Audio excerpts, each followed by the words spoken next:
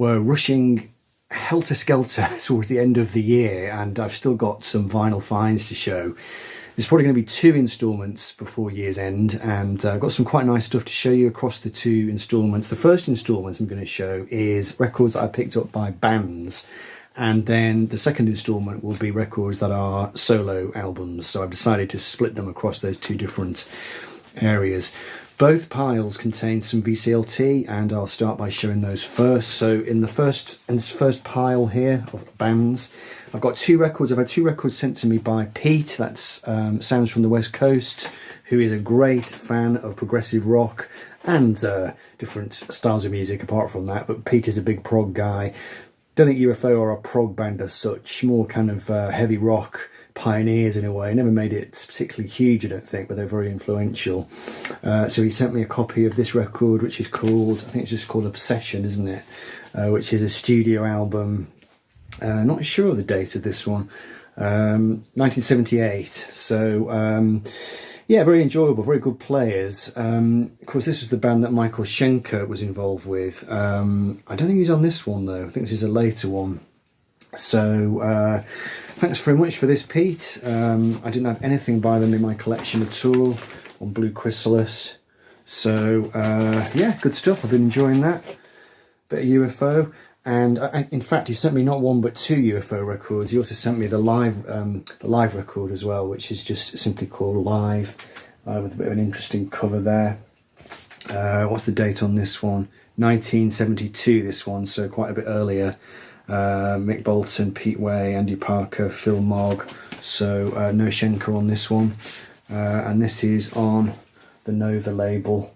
And it's a pretty good live album, actually. It's one of those live albums where you can actually hear the audience, where they've actually bothered to mix them up and make them a presence on the record. So that's quite nice. So yeah, good stuff. Thank you very much, Pete. Do check out Pete's channel if you haven't already. I shall leave the link down below. He lives quite near me. He lives sort of just on the edge of the Lake District. I'm sort of a bit further away from the Lake District, but heading in the same direction. So yeah, good stuff. Check out Pete, Sounds from the West Coast. Also, I've had a few records sent to me, quite a few records actually, sent to me by John Bellamy here on the vinyl community. So I'm sure people will be aware of John, old friend of mine from the good old days of the VC. So John sent me a variety of things. I'm only going to show 1 record in this particular batch. I'll show some more at a later date because they covered all kinds of bases. But John was kind enough to send me this record. This is Slade and their album, The Amazing Kamikaze Syndrome. Now this comes from, I think, 1980, the early 80s, certainly, where they were trying to have a bit of a career resurgence, I think. They'd done the Reading Festival and they were trying to, well, they'd failed to make an impact in America, and they were kind of trying to regain their foothold in the UK. This is on Black RCA. I didn't have high hopes for this record. I think because of the cover, it just looks a bit sort of 1980s. But it's actually a pretty good album. They still sound pretty hungry on here. A couple of tracks, they had to go back and add a couple of tracks to the record because the record company decided it wasn't commercial enough. So there were 2 tracks that they went back in and did, I think, yeah, My Oh My and C'est La Vie, which ended up being sort of, you know, fair hit singles for them. It's quite a hungry sounding record. On side 2, the track Ready to Explode, which comes as 3 separate segments. You've got the warm-up, the grid, the race and the dream. So four separate segments on there. It's a bit of an epic track, really. The record does have a bit of an 80s sound. There are some 80s keyboards in evidence, but there's quite a good, heavy, hard guitar sound on here. And Noddy Holder's voice is in good fettle. I was thinking, listening to it, how I think he didn't audition to be an AC/DC, but AC/DC considered him for the role of the Bon Scott replacement position when Bon Scott died, but they ended up going with Brian Johnson.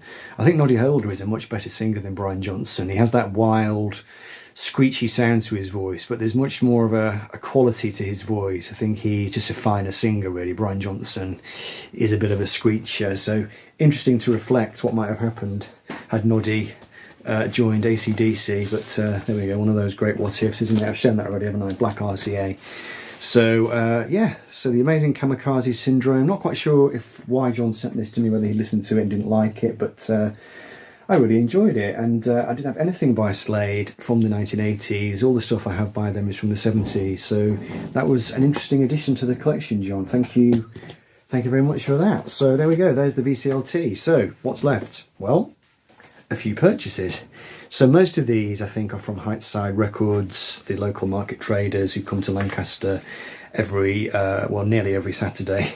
So this is one I found a few weeks ago now. I was really pleased to find it because I've been collecting Beach Boys records for many years. They're a bit like the Kinks, I just find them so infrequently. This is their record 2020, and I'm not going to be able to see the date of this, but it's one of those sort of endless procession of Beach Boys albums which came out in the wake of Pet Sounds. Got a nice gatefold here.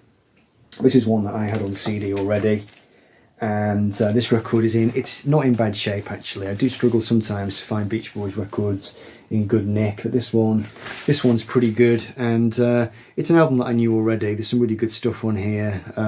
Do It Again is the opening track. You've got I Can Hear Music, their cover version of Bluebirds Over the Mountain. I mean, it's not sort of absolute top draw Beach Boys, and Brian Wilson I think is only a bit of a fitful presence on here. He is on here, he sings and writes on here, but he's not actually pictured in the lineup. This must have been from the period where Brian was maybe having some doubts about whether he wanted to be in the band or not. But it's a pretty good album. I'm pleased to add it to the collection, and it wasn't expensive, so that was going to be a no-brainer really. Now this next one, this might have been Oxfam actually. This is a record I've been looking for a long time, and I have found copies of it here and there in the wild. I know I found one in X Records in Bolton a few years ago, but it wasn't in good shape. I'm pretty sure I found this one in Oxfam, and it was in really good nick, so I was really pleased to get it. So this is Heaven 17, and their classic debut album, I think, isn't it? Penthouse and Pavement, which with the great artwork by, I've got no idea who did the artwork for this, but it's got a picture of them dressed as 80s yuppies on the cover, which is quite a nice touch, very 1980s, bit of satire going on. I love the ponytail there. So this was the group that it kind of splintered away, didn't it, from the Human League. You've got Martin Ware, of course, on synths, piano, percussion, and backing vocals. This is a really excellent album.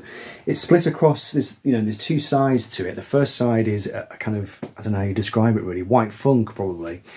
Quite funky, but then with real instruments. On side two, it goes much more electronic, dance, 80s kind of electronic music.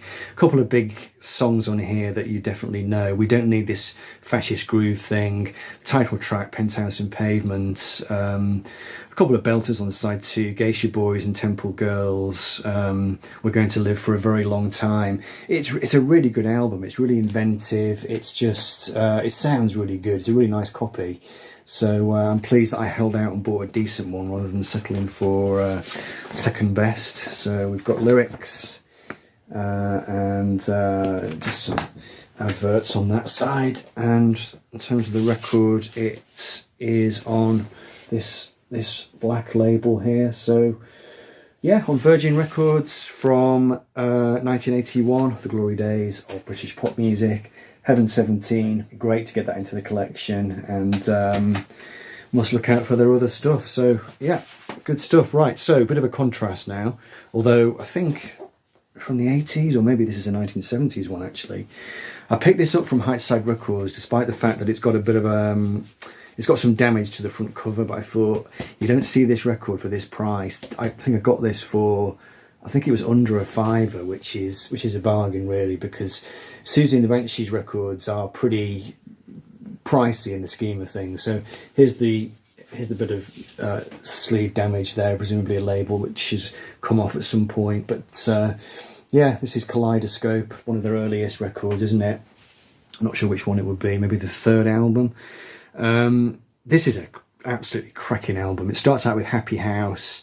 It's got Clock Face on here, Lunar Camel, Christine, Desert Kisses, really evocative. Yeah, the Siouxsie and the Banshees collection is in progress. I think I've got 3 of their records now, so this is a great one to have in the collection. It's in really good condition. despite the fact that the sleeve had the damage to it. But the record itself is absolutely mint. Well, not absolutely mint, but it's certainly in very good condition. So to get that for a £5, that was great. So yeah, Siouxsie and the Banshees. Might be talking more about them actually in the new year. Got a video planned, a video in the pipeline about post-punk. So we'll have to see how that goes. But that was a nice thing to find. And then this one, I'm going to blame Brian for this, Embryonic Robot, because he's talked about this band quite a lot. It turned out I had a single by them in my 45s box. I had their cover version of Telegram Sound by T-Rex. So I dug it out and really enjoyed it. And then I'd been down to Robin at Heightside and I'd said to him, let me know if you get any Bauhaus records in. I went down there the next week, I think, or the week after, and found this one. So this was a really great find. This is, I think, their second record. It's called Mask. So Bauhaus were not a band that I took much interest in. Back in the 90s, sort of late 80s, early 90s, I had a bit of a thing about goth rock.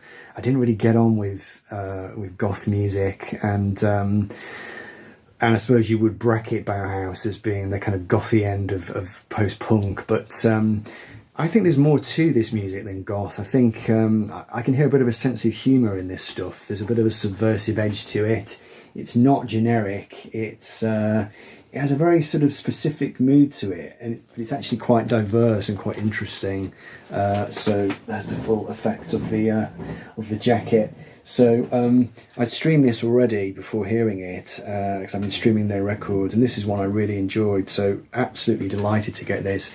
Again, this is 1981, but obviously very different sounding from Heaven 17. Heaven 17 are quite kind of sparkly and effervescent, and this obviously is kind of doom, gothy kind of music, but yeah, great stuff. On Beggar's Banquet, white label on the front, and black label on the back there. And again, this is in absolutely beautiful condition, and it wasn't expensive. It was only, I can't remember, it was maybe £7-8 or something like that. So yeah, really chuffed to find it. So there we go. Thanks to Brian at Embryonic Robot for alerting me to the quality of this band. So Bauhaus and Mask, I should be looking out for their other releases. They had a compilation down there, but I didn't pick it up. I thought I'd try and get the original records first.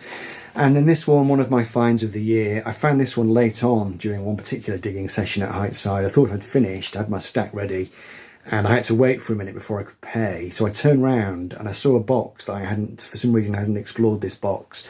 Flicked through it and just pulled this record out, and it was one of those sort of auto-grab moments. I thought, right, well, that's definitely coming home with me. The only slightly annoying thing is that it's not that long ago, actually, that I picked it up on CD. Just before our HMV closed, I went down to buy a CD copy of this album, Sabotage by Black Sabbath, because I thought I had it on CD, and I went to the shelf and it wasn't there. So either I'd imagined buying it, or I'd had it and I'd lost it, whatever. I'm not entirely sure. But anyway, I bought the CD. And then a few weeks later, of course, I found the vinyl record. So yeah, really chuffed to find this. I've not checked the pressing, but it is a kind of early-ish one. It's on the NEMS label, which Black Sabbath records often wear. And this album comes from I don't know the date, but it's a few records into their career now. Maybe the fifth or the sixth record, arguably their last great album. I think the one after this was Technical Ecstasy, I think, and the one after that was Never Say Die, and those two records are both a bit, a bit mixed, really. This one saw Sabbath going off into sort of progressive territory, really. There's an orchestra on here, there's a choir, isn't there, a kind of mixed choir on here, and there's some really heavy stuff, but there's also some quite proggy stuff. I mean, every track on here is fantastic. Hole in the Sky, the opening track, Symptom of the Universe, Megalomania at the end of side one, absolutely fantastic.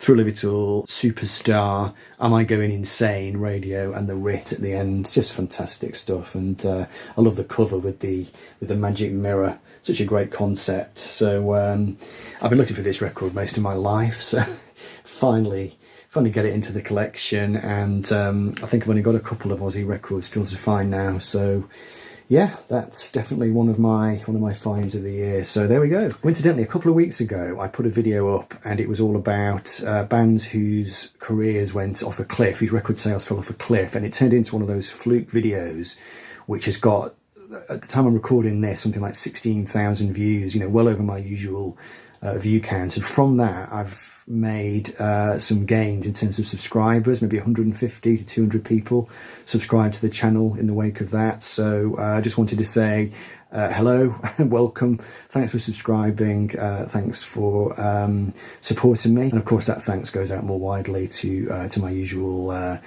subscriber base. So it is appreciated. Everybody who watches, everybody who comments, everybody that subscribes. Obviously, I'm very grateful, and it's been a good year on the vinyl community. I've enjoyed this year. So yeah, I'll be back soon to show the other final finds of the year, along with a couple of extra bits of VCLT that I haven't shown yet. So that'll do for now. Thanks for watching. See you soon.